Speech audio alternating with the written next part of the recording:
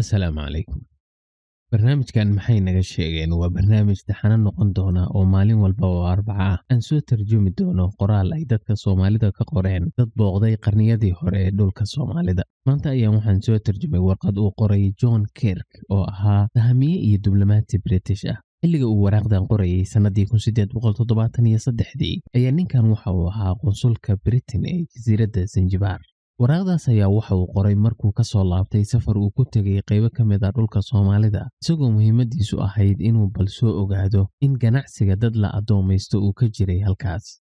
Britain oo xilligaas ahayd awood caalami ah gumaysanaysayna wadamo aad u fara badan ayaa waxay waday olole ay rabtay inay ku baabi'iso ka ganacsiga addoommada oo ka socday qaaradda Afrika. oo isla ninkan waraaqda qoray oo ahaa qonsulka British ee Zanzibar u fadhiyay ayaa suldaankii Zanzibar ee Barqash ugu hanjabay inuu deegaankiisa ka mamnuuco ka ganacsiga addoommada haddii kale uu Ingiriisku jasiiradaasi go'doominayo oo hareereynayo. Suldaanka ayaa markaas mamnuucay ganacsigaas. Haddaba Kirk ayaa waraaqdan wuxuu u diray Henry Bartel oo waqtiyo kala duwan xukumay dhowr mustacmaradood British ahaa sida Hindiya iyo South Africa. Meeshii u horreysay uu booqday ayaa waxay ahayd Muqdisho. Sidaan ayuuna waraaqdiisii ku qoray. Waxaan toos u aadnay magaalada Muqdisho annagoo ku safrayna doontii Britain. Waxaan aad ula yaabay doonyaha shiraaca leh ee aadka u waaweyn ee dhoobnaa xeebta Muqdisho. Waxaan u soo bandhigay dadkii loo soo diray inay baaraan doonyahaas inaan tarjumaan u noqdo si aan wax uga ogaado waxa ay doonyahaasi sideen. Waxaan halkan ka tiriyay 20 dooniyood oo u dhexeeya 50 tan ilaa 200 tan. Xamuulkoodoo dhanna waxa uu ahaa dalag laga keenay dhulka Soomaalida. Waxaan ogaaday in dalaggan laga keenay beero ku yaala webiga Galadi oo ah halka uu ku nool yahay Axmed Yuusuf. Qoraaga ayaa webiga Galadi waxa uu la jeedaa webiga Shabeelle. Axmed Yuusufka uu ka hadlayana waxa uu ahaa mid ka mid ah salaadiintii saldanada Galadi. Axmed Yuusuf ayaa wuxuu xukumayay saldanadaas 1848 ilaa 1878. Isagoo sii wada hadalkiisa ayaa wuxuu yiri wax shaki igama gelin inuu halkaani ka jiray ka ganacsiga addoommada. Beddelkeeda halkan waxaa ka socday ganacsi xoog leh oo ku qotoma ka ganacsiga dalagyada beeraha iyo weliba hargaha iyo foolmaroodiga. Doonteennii ayaan ka degnay annagoo xeebta u dabaalanay si aan ula kulanno madaxda magaalada oo aan soo aragno magaaladan quruxda badan oo aadka u xiisaha badnayd. Waxaan waraaq u dhiibnay tarjumaankii doonta si uu ugu dhiibo madaxdii magaalada maamulaysay. Ninka magaalada ka talinayay ayaa waxaa loogu yeerayay Imaam Maxamuud.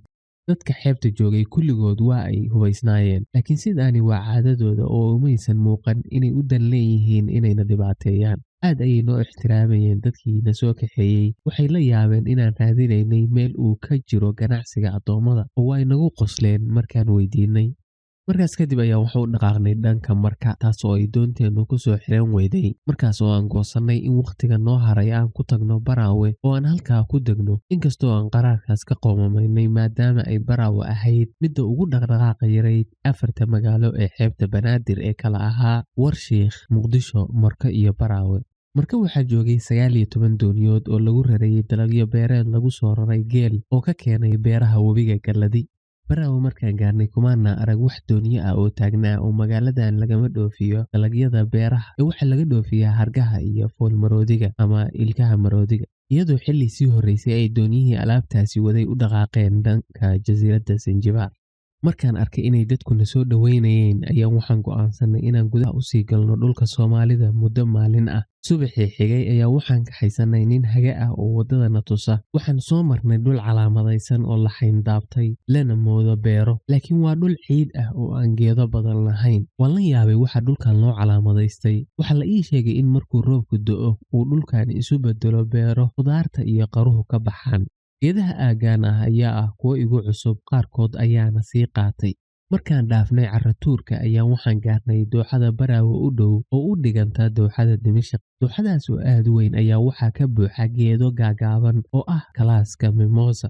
Ninkiina la socday ayaa wuxuu na tusay meesha uu webiga Galadi biyihiisu ku dhammaadaan. Webigan ayaan biyihiisu badda ama webiga kale ee Jubba aysan gaarin. Dhulka Soomaalidu waa meel aad u heer sarreysa markaad xeebta ka fogaatid. Waxaan isku daynay inaan marno webiga Jubba, laakiin way noo suurageli weyday. Markaa kadib ayaa waxaan ku soo xiranay Kismaayo oo leh dekad fiican oo ka aamina dabaylaha oo dekadaha kale ee ilaa Gardaafo xilliga xagaaga ee baddu kacsan tahay dooniyuhu ma yimaadaan, laakiin Kismaayo dabaylahaasi ma soo gaaraan. Magaalada tan inaan booqdo ayaa waxaa igula taliyay Sayid Maajid. waxaan filayaa sayid maajidka uu ka hadlayo qoraagu waa suldaankii Sanjibaar xukumayay oo suldaan Barqash ka horreeyay walaalana ay ahaayeen. Qoraagan oo ahaa diblomaasi British ah ayaa wuxuu raadinayay bal inuu ogaado in dhulka Soomaalida uu ka jiray ganacsiga adoomada, laakiin wax caddayn ah waa uu u waayay. wixii uu ku soo arkay dhulka Soomaalida ayuu markaa waraaqdan ugu diray madaxdii isaga ka sarreysay. intaas ayaa noogu jooga barnaamijkii maanta. Intii aan mar dambe kulmi doono, nabadgelyo. Wassalaamu calaykum waraxmatullahi